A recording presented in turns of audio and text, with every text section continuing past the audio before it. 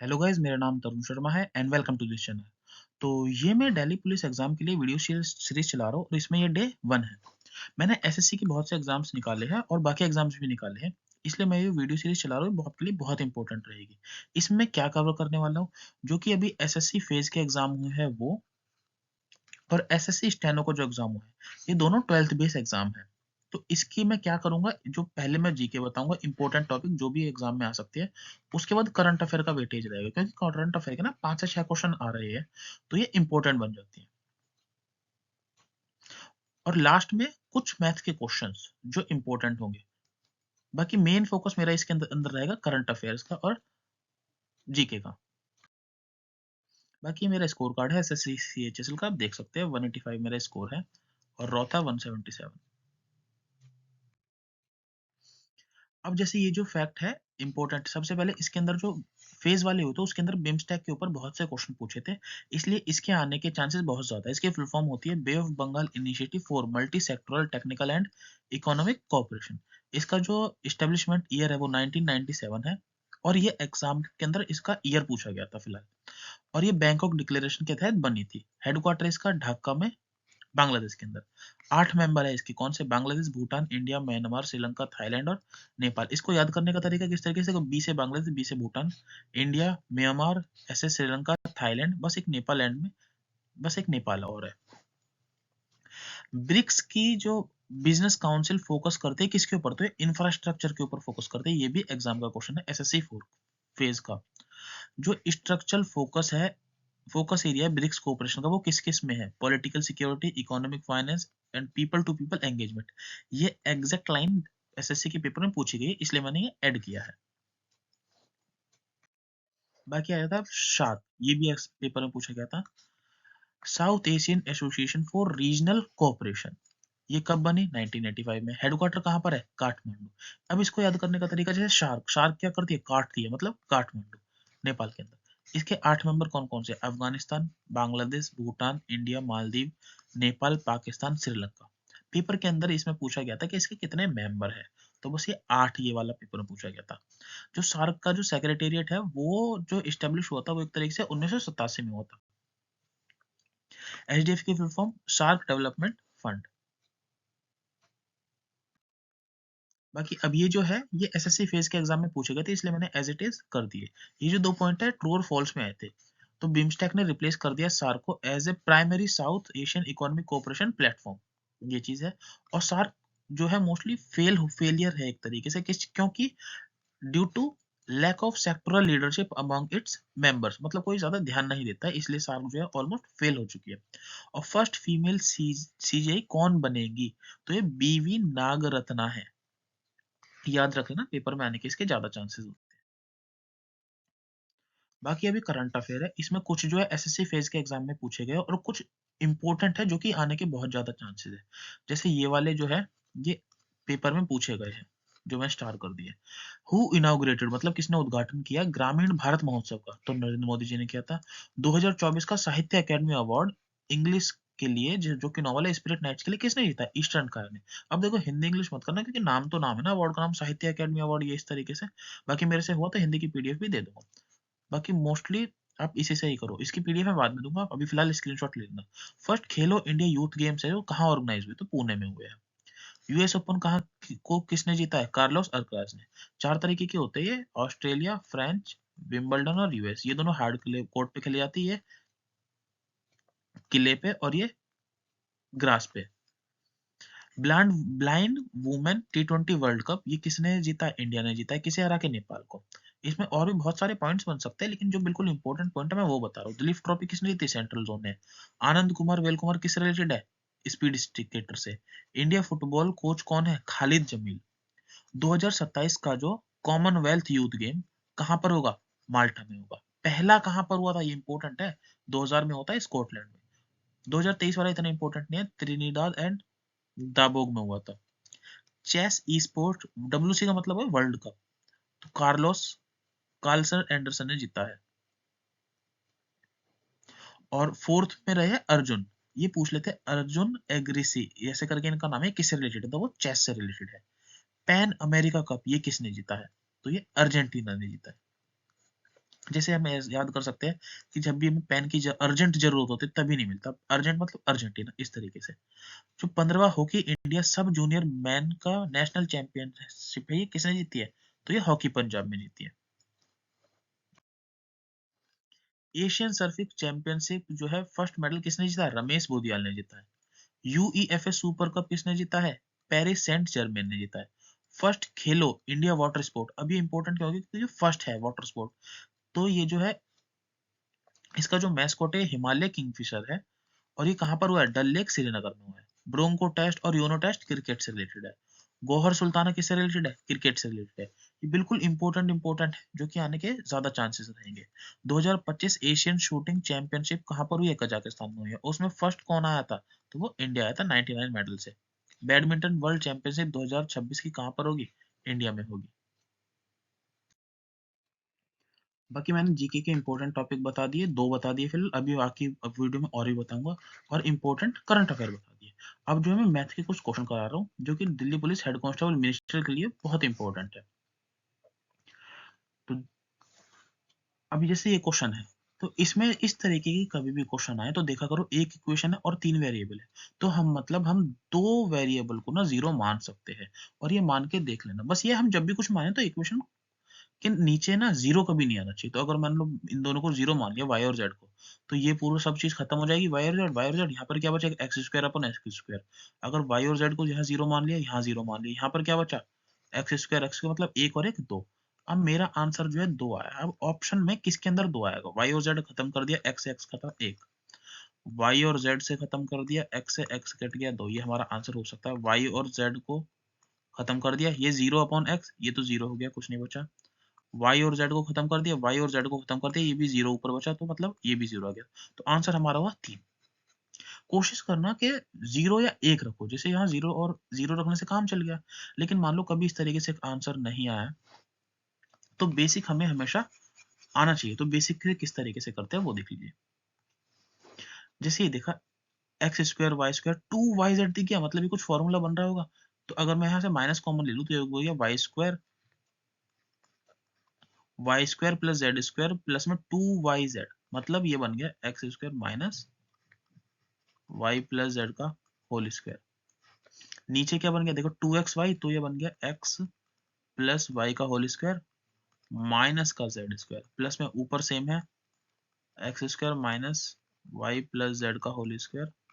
यहाँ क्या बच गया? यहाँ पर देखो एक्स जेड, एक्स और जेड और माइनस, तो मतलब एक्स माइनस जेड का होल स्क्वायर और माइनस वाई स्क्वायर तो है ही। अब देखो a square minus b square का फॉर्मूला क्या होता है? ए प्लस बी ए माइनस बी। तो एक बार इसे जोड़ दो, एक बार घटा दो, तो ऊपर क्या बच गया? X plus y plus z, और एक बार घटा देंगे x minus y minus z. नीचे इसको कर देंगे तो क्या हो जाएगा? X plus y plus z, एक बार जोड़ देंगे, एक बार घटा देंगे x plus y minus z. ऊपर सेम रहेगा x plus y plus z. अभी दिखने में ज्यादा लग रहा है, जब हम स्टेप को खत्म कर देते हैं ना तब टाइम कम लगता है। बाकी मैंने बेसिक बिल्कुल शॉर्ट में आपको बता ही दिया जीरो रखने वाला। X minus y minus z, यहाँ पर क्या बच गया? X minus z minus y, एक बार घटा दिया, अब एक बार जोड़ दूंगे x minus z plus y. अब देखो x minus z minus y, x minus z minus y, ये खत्म गया। X plus y plus z, x plus y plus z. अब x plus y minus z, x plus y minus z, मतलब नीचे ये same हो गया x plus y minus z, x plus y minus z, दो इसमें भी है, इसमें भी है, इसमें भी है। अब ऊपर क्या बच गया देखो, अगर इसे जोड़ते हैं तो y से y खत्म, z से z खत्म, x और x 2x, ऑप्शन 3। मैंने जल्दी वाला ही बता दिया आपको, बेसिक्स वाला ही बता दिया क्योंकि बेसिक आना चाहिए। तो अब ये वाला क्वेश्चन है।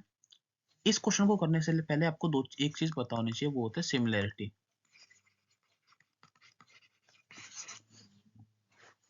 इसके अंदर क्या होता है, जैसे दो ट्रायंगल है, मान लो एक ये ट्रायंगल है, एक ये ट्रायंगल है।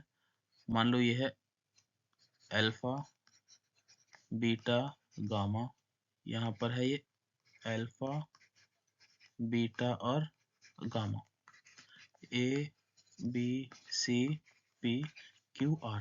अगर किसी ट्रायंगल के अंदर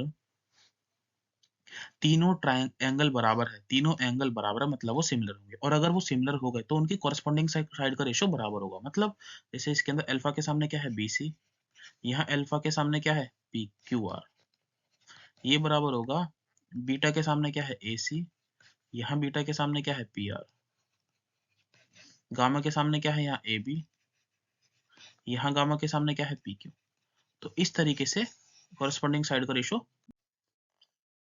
अब ये क्वेश्चन है दी गई आकृति में, तो आकृति इसमें दे नहीं रखी है, मैं बना देता हूँ।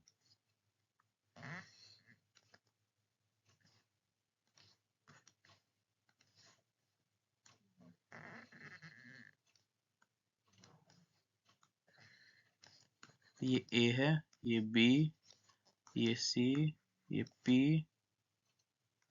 ये Q और ये R।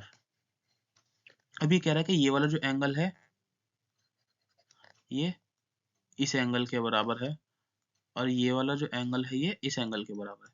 अब जब मैंने इस क्वेश्चन को देखा था तब मैं समझ गया था इसके अंदर जो है सिमिलैरिटी लगेगी, क्योंकि दो एंगल मेरे को दिख गए। अब कैसे देखो, एक तो ये बड़ा बड़ा ट्रायंगल लो, ये, और एक छोटा सा ट्रायंगल लो, मैं ब्लैक ले लेता हूं, ये। अब देखो बड़े ट्रायंगल में ये अल्फा, और छोटे ट्रायंगल में ये दोनों अल्फा हो गए। अब देखो बड़े ट्रायंगल में ये बीटा, और छोटे ट्रायंगल में ये बीटा हो गया। तो बड़े ट्रायंगल के अंदर ये गामा, तो छोटे ट्रायंगल के अंदर ये पूरा गामा हो गया ये। अब मैं देखता हूँ, अब इसमें सिमिलरिटी में लगा दूंगा, ना समझ आए तो एक बार दोबारा देखना ध्यान से। अब सिमिलरिटी में लगाऊंगा। बाकी इसके अंदर देखो क्या कह रहा है, PC 2 है, PC ये 2 है, BR 1 है, BR ये छोटी सी 1 है, CR 8 है, ये पूरी की पूरी 8 है, यहाँ से लेके यहाँ तक 8 है, PA 2.5 है। तो इसने पूछा है PR की लंबाई बताओ, PR की लंबाई बताओ। और वैसे देखा जाए तो अगर ऑप्शन में होगा तो 2.5 से तो बड़ा ही होगा, ये बेसिक बेसिक चीजें ध्यान देनी होती है, क्योंकि ये 2.5 है तो 2.5 से तो बड़ा ही होगा। तो अब देखो मैं क्या करूंगा, मैं करूंगा बीटा। बीटा के सामने क्या है बड़े वाले ट्रायंगल में 8, छोटे वाले ट्रायंगल बीटा के सामने क्या है AR। अब बड़े वाले सामने ट्रायंगल में अल्फा के सामने क्या है देखो 2, छोटे वाले ट्रायंगल में अल्फा के सामने क्या है देखो 1, 2 से 1 कट गया 4, AR की वैल्यू क्या आ गई 4, और ये PA कितना है 2.5, तो इसका आंसर हो गया 6.5। ना समझ आए तो एक बार दोबारा देखना, और फिर भी ना समझ आए तो कमेंट कर देना, दोबारा नेक्स्ट वाली वीडियो में मैं दोबारा समझा दूंगा।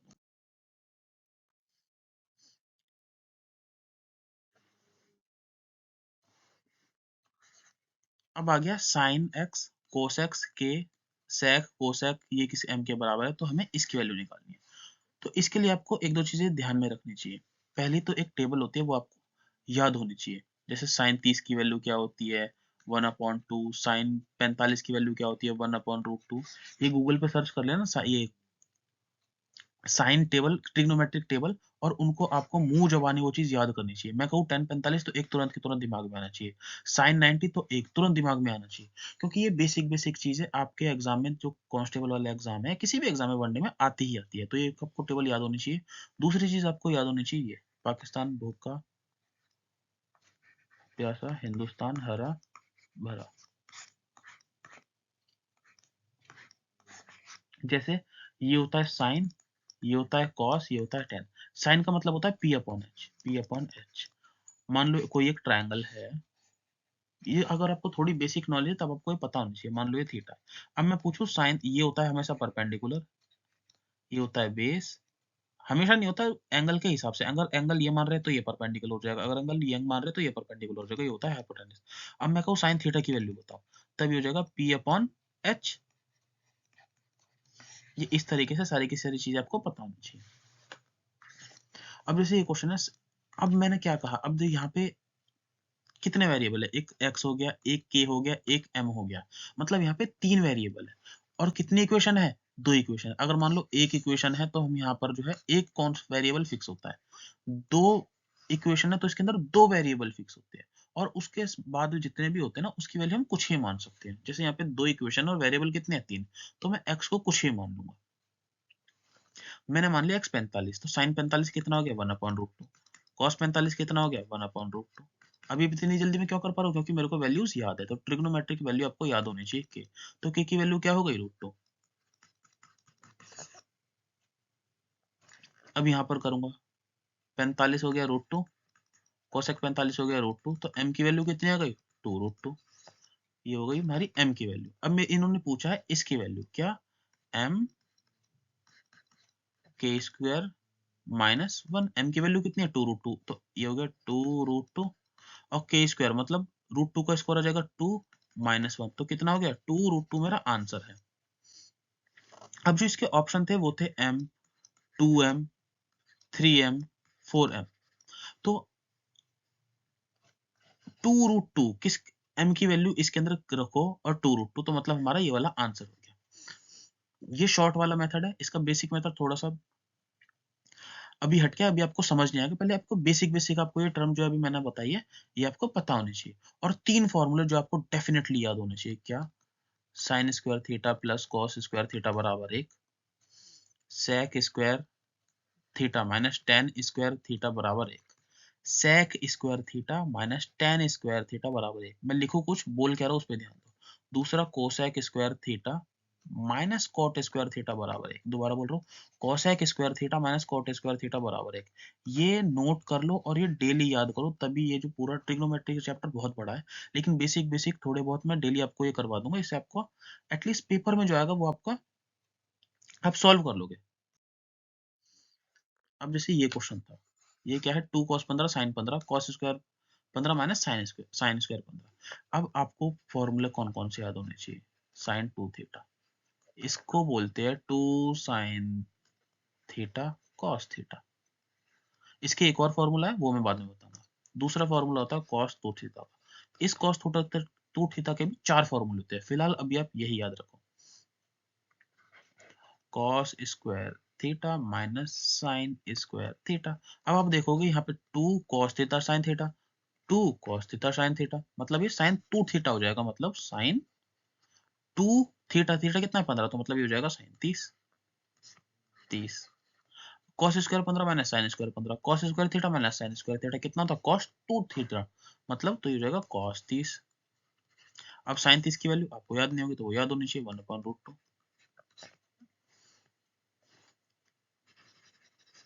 साइन 30 की वैल्यू थी 1/2, 0, 1/2, 1/√2, √3/2 और 1। मतलब ये 0 पे, ये 30 पे, ये 45 पे, ये 60 पे और 90 पे, ये आपको याद होनी चाहिए। और cos 30 कितना होता है, √3/2, तो 2 से 2 खत्म, 1/√3 इसका आंसर। ये बेसिक सी चीज आपको याद होनी चाहिए, ये 2 फॉर्मूले आपको रटे होने चाहिए दिमाग में। अब आ जाता है ये बहुत इजी क्वेश्चन है, बहुत इजी। देखो इसमें क्या बोल रखा है, x माइनस 1/x पूछा है। यहाँ पर आपको ऊपर x दिख रहा है, नीचे एक्स स्क्वायर दिख रहा है, लेकिन हमें एक्स स्क्वायर तो चाहिए ही नहीं, तो ऊपर और नीचे एक्स से डिवाइड कर दो। और ये एसएससी के ना बिल्कुल फिक्स पैटर्न है, फिक्स। इसके अंदर पता नहीं कितने 100 ये क्वेश्चन आ चुके हैं। तो जब भी इस तरीके की इक्वेशन दिखे और x plus 1/x, x minus 1/x, या मैं कह रहा हूँ आपसे x square plus 1/x square भी पूछ ले, तब भी आपको एक ही चीज करनी, क्या, ऊपर और नीचे x से डिवाइड कर दो। यहाँ पर x से डिवाइड करोगे तो क्या आएगा, ऊपर 2, नीचे x से डिवाइड करोगे तो क्या आ जाएगा, 5x। इसे x से डिवाइड करोगे तो कितना आएगा, 10। इसे x से डिवाइड करोगे तो कितना आएगा, 5/x बराबर में 1 है।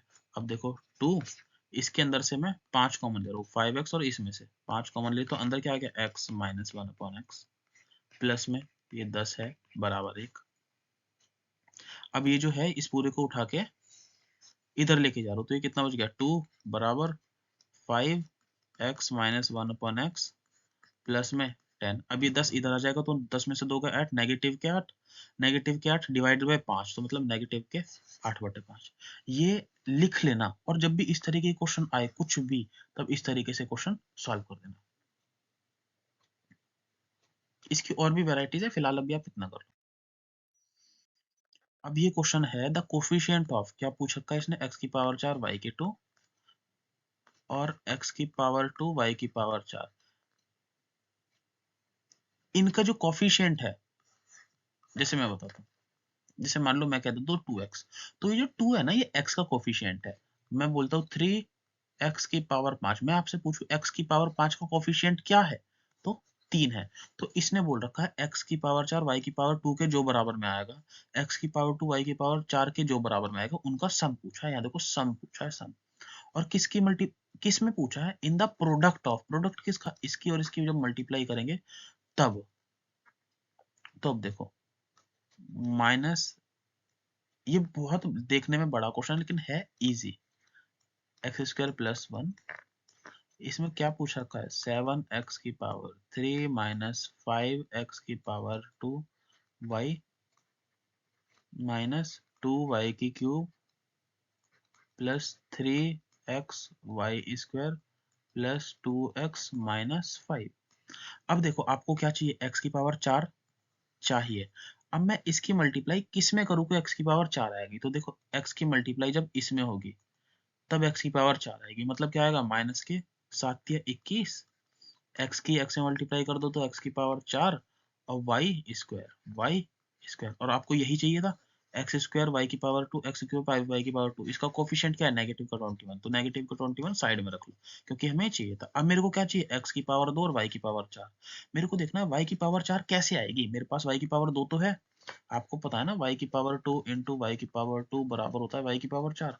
अब यहाँ y की पावर 2 तो है, मेरे को किससे मल्टीप्लाई करूँ 4 आ जाए? तो यहाँ पर नहीं होगा, यहाँ पर भी नहीं होगा, यहाँ पर भी नहीं होगा, यहाँ पर ये देखो y की पावर 2 दिख गया, y की पावर 2 ये भी दिख गया, तो इन दोनों की मल्टीप्लाई करो तो 3 तिया 9, नेगेटिव के 9 हो गया।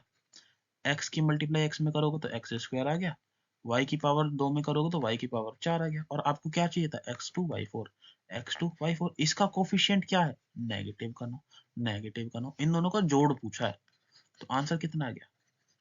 30, वो भी नेगेटिव का। तो इस तरीके के आपको लगता है कि हार्ड क्वेश्चन, लेकिन हार्ड नहीं है, थोड़ा बस स्मार्ट लिखना, आपको सबकी मल्टीप्लाई नहीं करनी, सिर्फ ये देखो आपको जो रिजल्ट चाहिए हमें वो बनाना है, बस बात खत्म। बाकी आपको कोई भी डाउट हो टेलीग्राम चैनल ज्वाइन कर लीजिएगा, मैं आपके डाउट सॉल्व कर दूंगा। और इस दिल्ली पुलिस एग्जाम से रिलेटेड और भी वीडियोस आते रहेंगे, तो बस अच्छे से पढ़ते रहिए। All the best.